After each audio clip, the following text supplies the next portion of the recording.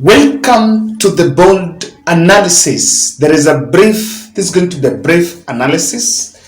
I've just been following this silent Raila's trip in Poland, and I think it's raising more eyebrows. Someone just shared by viewer from Uganda, Indimura. Yes, Indimura. I don't know what Indimura means. Frank Indimura.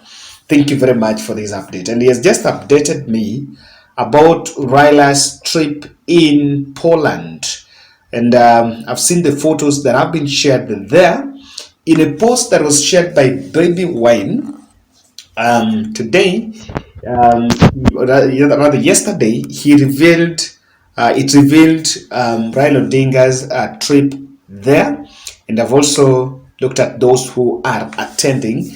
It's really a trip that is raising eyebrows as to why it was actually kept silent. Now he's saying, today we met with opposition leaders and freedom fighters from all over the world in Gdańsk, Poland, for a roundtable discussion under the theme Rolling Back Authoritarianism. It's always great to reconnect and assess the progress of the fight for freedom and democracy internationally. This is a fight that we must win. And in some of the photos he shared there, he shared this photo that he took with Raila Odinga. And apart from Raila, I've also seen other leaders in that conference. Number one is former Nigerian President Obasanjo. There is also Winnie Odinga, Raila Odinga's daughter. Tundu Lissu, that is the former opposition, I don't know whether he stayed the opposition leader in Tanzania, amongst other African leaders. Now, this trip has not been publicized in Raila Odinga's official website, but I understand it is after they were supposed, of course, to connect, I think in Germany, is yet to be confirmed by the rest of other principals. But then, the concept, or rather the ideology behind it, is what is catchy and what really links into try to relay, give a signal on what we expect, rolling back the authoritarianism.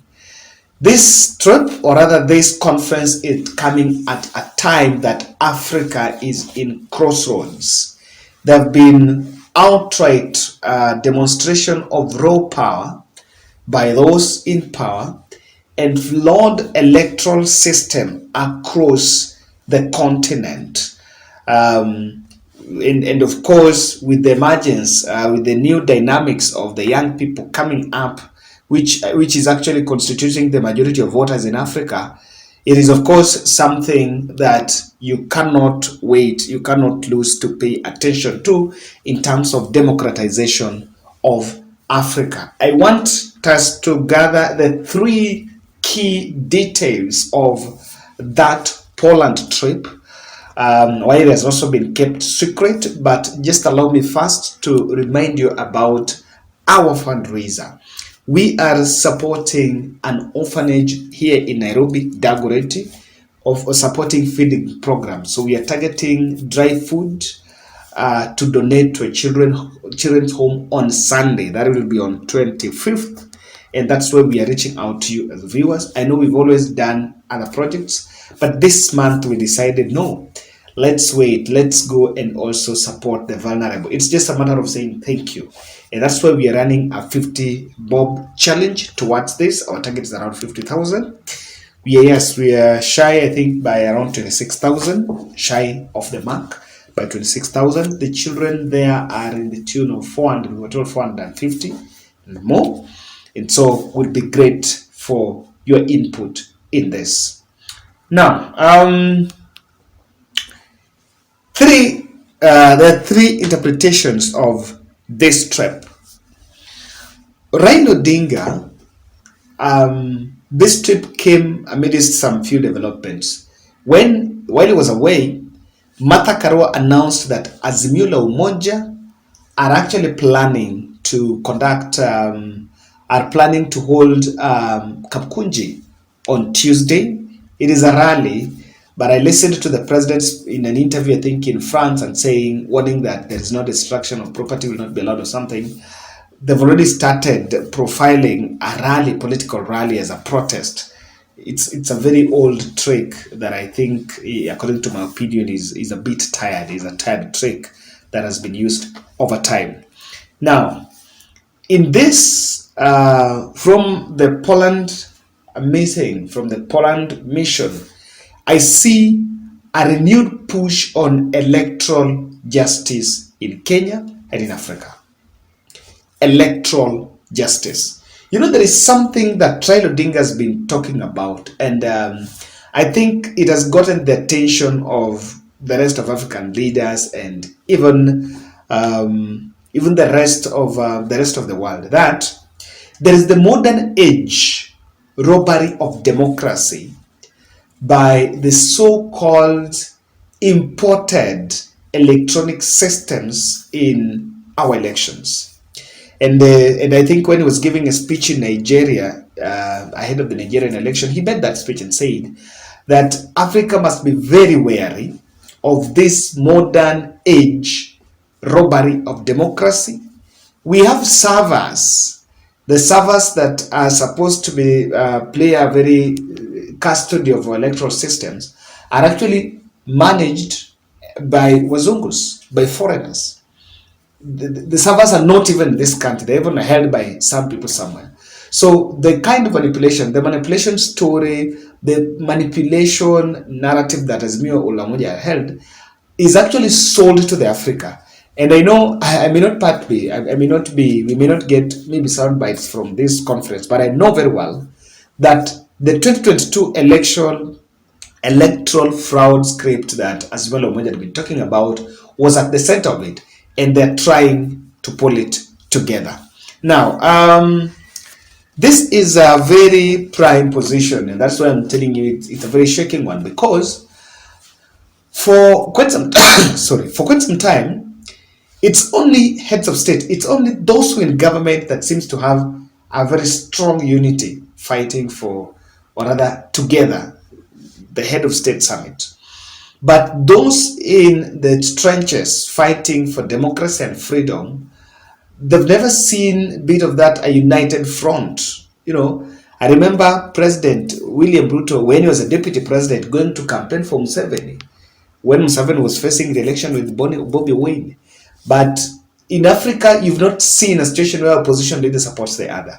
So in what I'm seeing here, this is a very critical platform to push the electoral justice in the Kenyan soil, in the African soil. And also, if you look at it, it was coordinated by maybe different section of the world, and or rather a different caucus of the European nation. And it's also clearly that they're also trying to fight it on the other end. And one of the things you'll expect is this is going to have a bearing in terms of what is going to be the next tone of the Azimio la Umoja coalition. Number two, Raila is also gathering foreign backing. And the foreign backing, according to me, I think the person that is giving Raila an alternative voice, to emerge as an alternative voice, is William Ruto. I have seen today, the country has really been trying to praise William Ruto for what he did in confronting, the way he confronted the rest of the African leaders in terms of World Bank and IMF. But he has tried to pull Pan-Africanism, but that Pan-Africanism has also been pulled in a manner that is likely to be seen as if it's trying to antagonize some superpowers. And because of that, he might actually lose clout with the superpowers and rather foreign nations and back Raila Odinga. Probably one, to checkmate the administration. Expect a bit of more of opposition activities on this other side, or even in Kenya. And I do believe if you are in this country, you check at Raila, the opposition activities between 2013 to 2017, the opposition was very vibrant. Even this one, I saw recently a push for them to go to court and to challenge some things in court. It's something that is welcome call, because that has been the challenge. The challenge has been that there is no united front. There'll be no bit of that foreign backing on the opposition side. Lastly, I also see that there is a possibility of some resource mobilization. Politics, you also need that international network. And resource mobilization here, apart from bit of the financial needs that are also needed, you also need the moral support. You also need the media. You also need the global media from the global north to come and cover the global south. And again, a lot of protection. It's highly possible that the kind of with the kind of, like, for example, in this country, with the tax regime that is emerging, the administration would not want to see any sort of resistance, because they know to what extent it can be. So it's also providing avenue. If you look at currently in Africa, or rather even in Kenya, we have a couple of many problems. And one of the things that is happening is that we are lacking a voice. There is no still that voice that has come out to speak. There's that no alternative voice. For quite so long, I think it has been Raila, Raila, Raila. And with this coming, it's high possibility that that meeting was of high profile. Now, why was it kept secret or a low profile? I think the Raila Odinga did not want much of that profiling as an opposition leader. I think that's what he was also avoiding. And amongst other things, there are also other leaders there. Probably is part of the mentees, because if you look at those who are attending, I think he's one of the most senior politicians in the globe, alongside Obasanjo. So thank you very much. My viewers from Uganda, I know they've really been asking me, Kevin, you need to tell us what's your interpretation of that. Yeah, let's see how that will go. Whether we can be in a position to have a very great youth movement in this country. I think we've really tried to activate the youth caucus to push for democracy in the global south. Thank you.